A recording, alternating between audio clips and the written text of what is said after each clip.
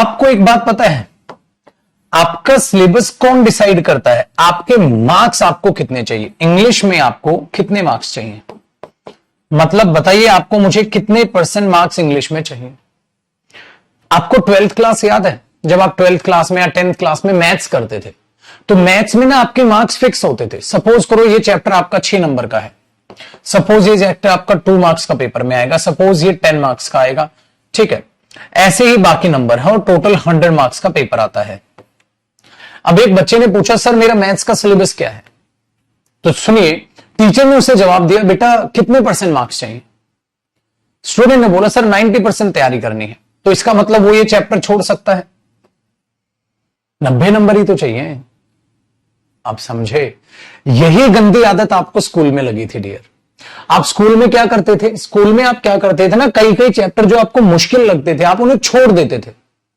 जो जो चैप्टर आपको मुश्किल लगते थे आप उन्हें स्किप कर देते थे। क्यों स्किप करते थे?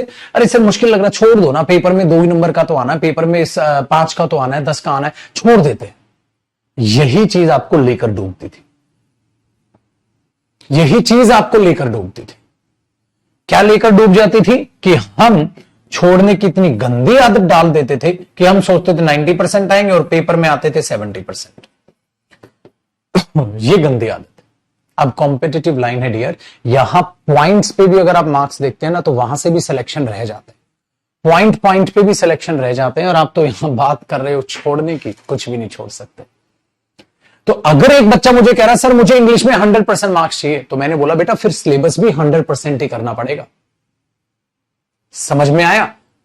समझ में आया? इसीलिए याद रखिए, तो हमने रखा कि सर हमें तो 100% मार्क्स चाहिए। सो मैंने बोला डियर फिर सिलेबस भी 100% ही करना पड़ेगा। अब बहाना नहीं चलेगा, सर मुझे टॉपिक मुश्किल लग रहा है। बेटा मुश्किल लग रहा है तो दोबारा देख सकता है, तो उसकी क्लास, लाइव क्लास जो होगी ना वो सेव भी रहेगी। नहीं लाइव खत्म तो खत्म, लाइव क्लास रहेगी, वो सेव रहेगी 1 साल तक। आप कभी भी देखो उसे, कितनी बार भी देखो, कोई फर्क नहीं पड़ता। समझ में आई आपको बात?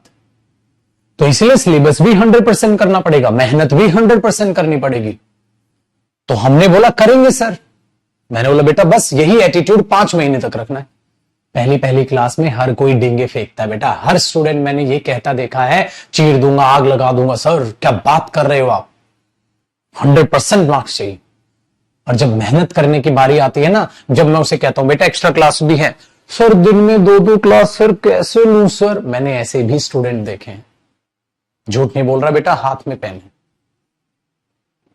और आप में से भी कुछ करेंगे, तो आज ही अपनी फितरत बदल लो। जो आज वादे कर रहे हो वो झूठे नहीं होने चाहिए।